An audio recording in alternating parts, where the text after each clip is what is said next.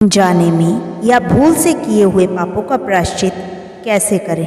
दोस्तों, आज के समय में हर कोई चाहे हम हों, आप जाने अनजाने में कई ऐसी गलतियां हो जाती हैं जिन्हें सनातन धर्म में पापों के दृष्टिकोण में रखा जाता है। जैसे इस संसार में कई ऐसे सूक्ष्म जीव हैं जो आंखों से दिखाई नहीं पड़ते, लेकिन हमारे पैरों तले कई जीव दबकर मर जाते हैं और हमें इस बात का पता तक नहीं चलता और हम फिर रोज़मर्रा के कामों में लग जाते हैं। परमात्मा ने सभी जीवों को एक समान माना है और लेकिन वो हमारे द्वार जाने अनजाने में मारे जाते हैं और उसका फल किसी न किसी प्रकार से हमें भुगतना ही पड़ता है।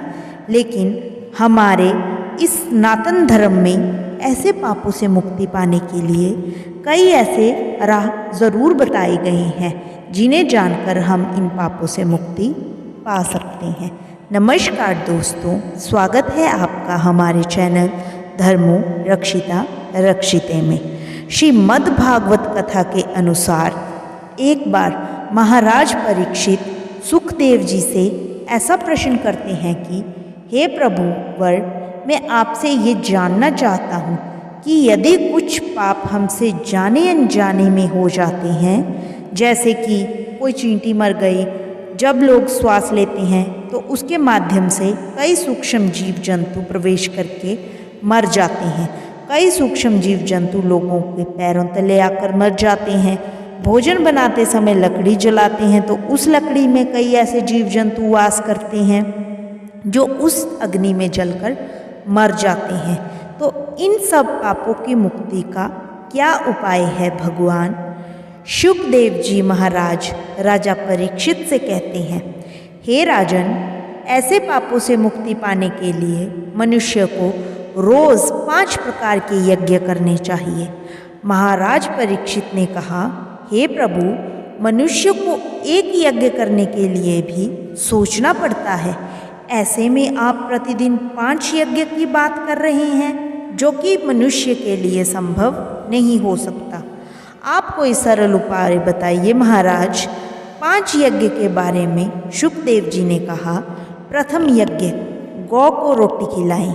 तब सुखदेव जी महाराज ने राजा परीक्षित को कहा, हे राजन, पहली यज्ञ यही है कि जब भी घर में रोटी बने तो पहली रोटी गाय को खिलानी चाहिए। दूसरा यज्ञ, चींटियों को भोजन दे। दूसरा यज्ञ है कि हर रोज़ 10 से 20 ग्राम आटा और चीनी चींटियों को देनी चाहिए या फिर वृक्ष के नीचे रख देनी चाहिए, जो कि चींटी आकर उन्हें खा ले। तीसरा यज्ञ, पशु पक्षियों को अन्न दे।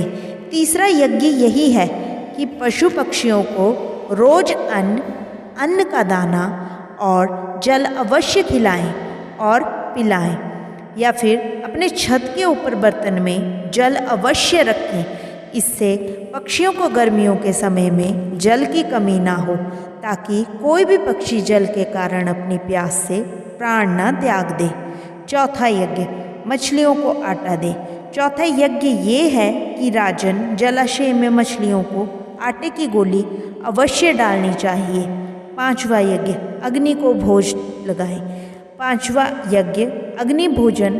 तब सुखदेव जी महाराज ने राजा परीक्षित को 5वें यज्ञ के बारे में बताते हुए कहा कि हे राजन, घर में जब भी भोजन बने, भोजन बनाने से पूर्व रोटी के टुकड़े में घी लगाकर उस अग्नि को भोग लगाना चाहिए जिस पर आप भोजन बना रहे हैं। इससे यज्ञ के समान ही फल मिलता है।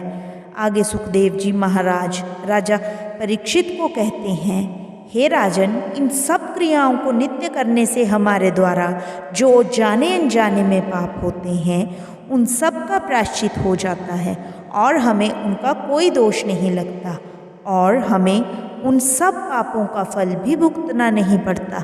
दोस्तों, अगर आपको हमारी ये वीडियो पसंद आई हो तो हमारे वीडियो को लाइक करें और हमारे चैनल को ज़रूर सब्सक्राइब करें। राधे राधे।